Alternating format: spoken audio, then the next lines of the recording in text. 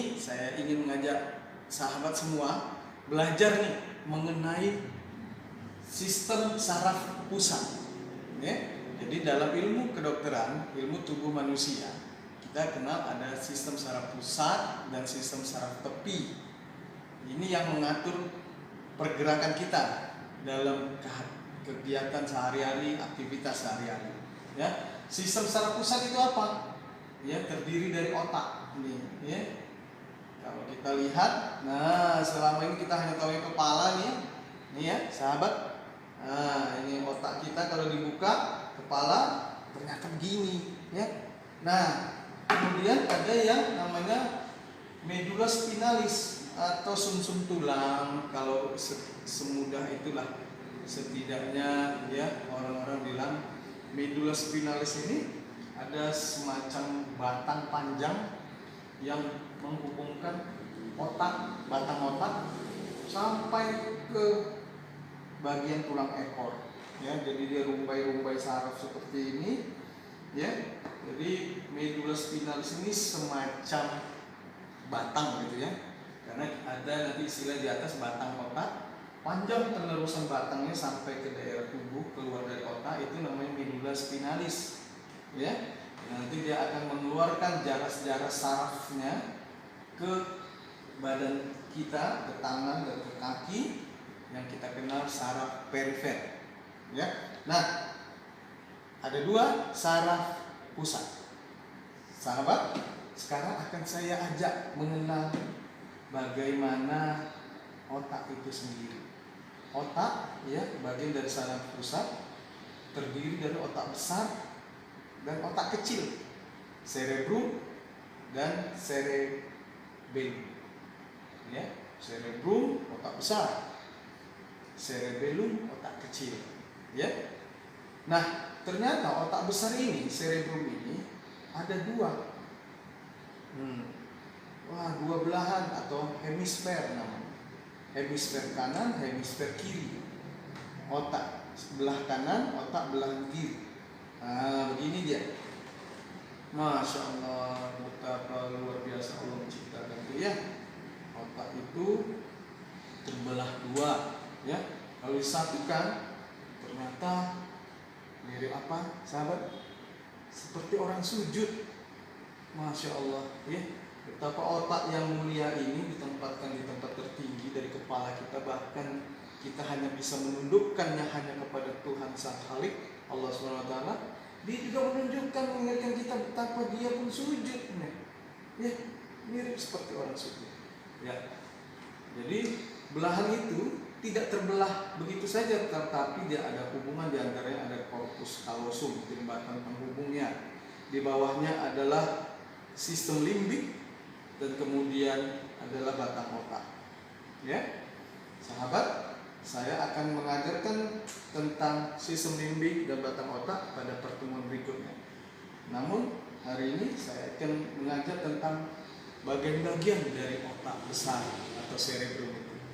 Ya, ini saya ambil model yang lebih berwarna supaya lebih mudah memahami. Bahwa otak kita, otak besar, terbagi atas 4 bagian besar. Ya, pertama. Jadi sahabat Tibu Nabawi semua bisa kenal sederhananya otak depan. Ya, otak depan ini lobus frontal. Ya, ada otak tengah, lobus parietal, dan otak belakang, ya, bagian belakang, lobus occipital, dan otak bagian samping, lobus temporal.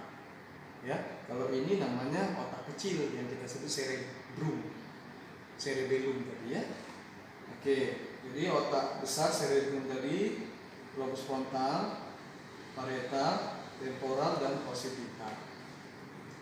Kenapa ya warnanya berwarna-warni? Ternyata punya perbedaan fungsi secara fisiologi. Ya, sedikit saya ingin sampaikan dalam kesempatan ini bahwa fungsi-fungsi hidup kita semuanya berada di otak.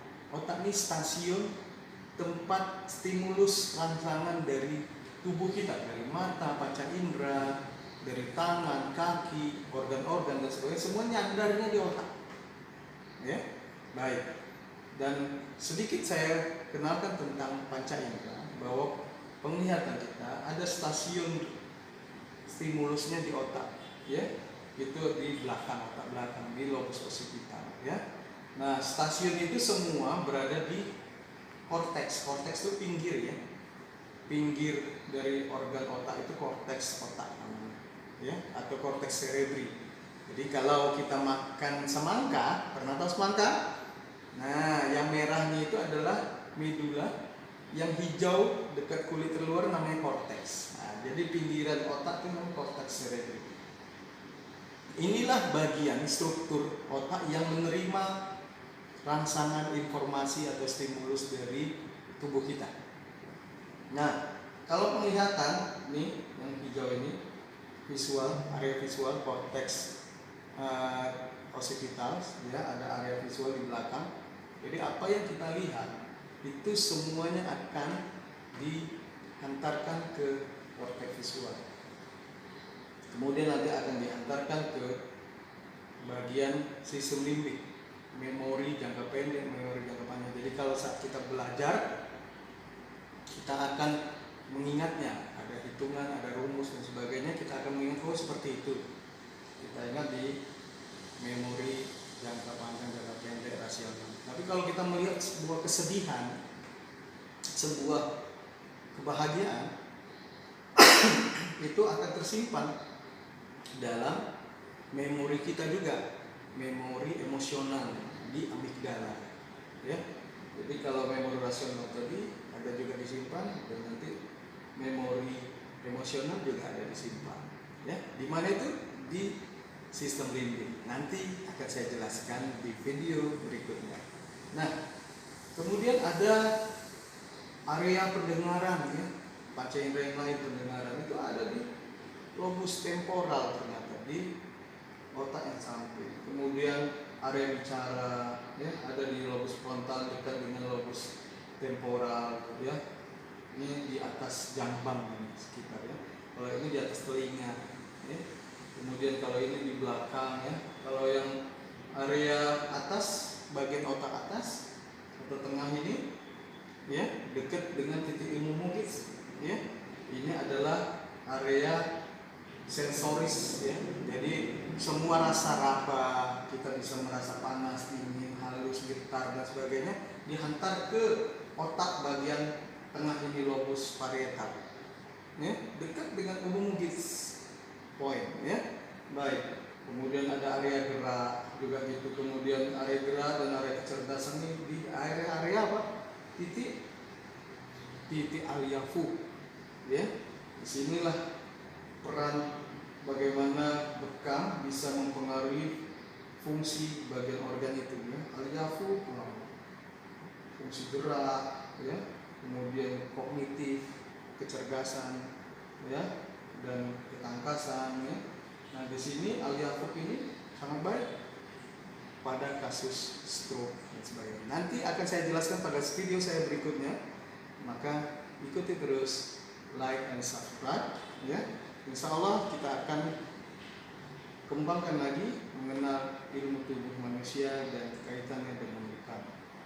Titik-titik di kepala, umum mungkis, alyafus, aroksi bisa di daerah pinggir, samping, di belakang, agak ke depan.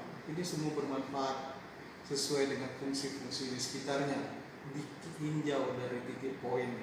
Belum lagi ditinjau dari teori-teori lainnya, teori Kaiba, teori nitric oxide dan sebagainya, PNG teori, ya, Paget teori, sehingga membuat kita makin merasa bahwa bekam ini bisa dikaji secara saintifik. Demikian penjelasan saya untuk episode kali ini mengenal bagian-bagian dari otak dan kaitan dengan titik bekam sunnah. Wassalamualaikum warahmatullahi wabarakatuh.